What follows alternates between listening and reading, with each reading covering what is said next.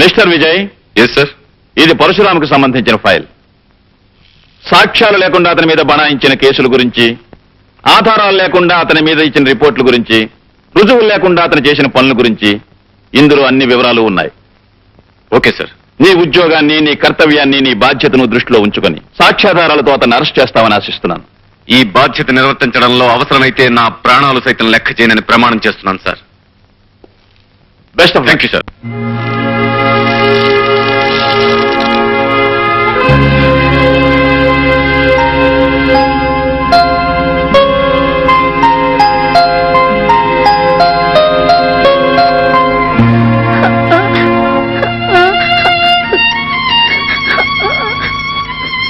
విజయ్, విజయ్,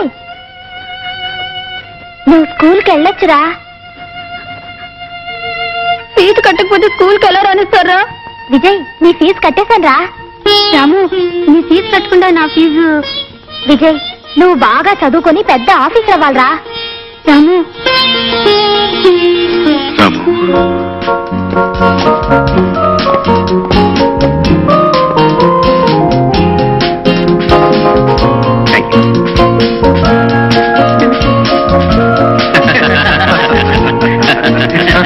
అదే విషయం.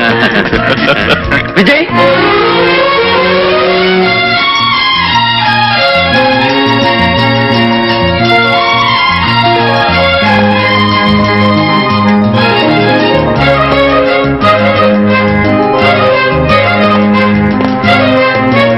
రాము, విజయ్, రాము, విజయ్, రాము, విజయ్. రాము. చేతగాని హైదరాబాద్ పోలీస్ శాఖ నీ చేత నా చేతులకు సంఖ్యలు వేయించాలని వైజాగ్ నుంచి నిన్ను పిలిపించిందన్నమాట. ఆ విషయం నీకెలా తెలుసు? చట్టం నేరం కలిసి ఆడే ఈ చదరంగంలో మేం వేయబోయే ఎత్తు పోలీసులకి, పోలీసులు వేయబోయే ఎత్తు మాకు ముందుగానే తెలియడం మామూలే విజయ్. రాము, నా జీవితంలో ఎవరి వలన దేని వలన ఎదురుకాని కఠిన పరీక్ష ఇప్పుడు నీ వల్ల నాకు ఎదురవుతుంది. విజయ్, అవును, ఈ విజయ్ జీవితంలో స్నేహం చేసింది పేదరికంతో, చదువు సంఖ్యలతో, వృత్తి ధర్మంతో, ప్రాణానికి ప్రాణమైన ఈ పరశురాంతో. వీటిలో ఏ స్నేహం పెట్టని పరీక్ష ఇప్పుడు నీ స్నేహం నాకు పెడుతోంది పరశురాం. వ్యక్తిగతంగా నిన్ను కలుసుకున్నందుకు పొంగిపోయే నా మనసు వృత్తిపరంగా నిన్ను కలవాల్సిన రోజు తలుచుకుని కృంగిపోతోంది. మై డియర్ విజయ్, ఊహించని మలుపులు తిరగడమే జీవితానికి ఉన్న ప్రత్యేకత. అందుకే అనుకుని విధంగా నువ్వు న్యాయం తరఫున మనిషివయ్యావు, నేను నేరం తరఫున మనిషినయ్యాను. రాము, ఎందుకు ఎందుకు నువ్వు అలాంటి దారిలో అడుగు పెట్టావు? విధి, పరిస్థితులు, పాపిష్టి మనుషులు కలిసి పగబట్టినప్పుడు మనిషి తప్పనిసరిగా తప్పటడుగు వేయాల్సిన పరిస్థితి వస్తుంది. అలా ఒకసారి వేసిన అడుగు అతన్ని సంఘం నుంచి, చట్టం నుంచి, ఆత్మీయుల నుంచి, అనుబంధం నుంచి దూరంగా తీసుకువెళ్ళిపోతుంది. పద్మవ్యూహంలో అడుగు పెట్టిన అభిమన్యుడిలా పోరాటం తప్ప వెనక్కి వచ్చే అవకాశమే నాకు లేదు విజయ్. రాము, నువ్వు వెళ్లే దారిలో నువ్వు చేరే గమ్యం ఏమిటో నీకు తెలుసా? ఈ కత్తుల బాటలోకి అడుగు పెట్టిన రోజునే తెలుసు సంఖ్యలు, చెరసాల నా కోసం ఎదురు చూస్తూ ఉంటాయని.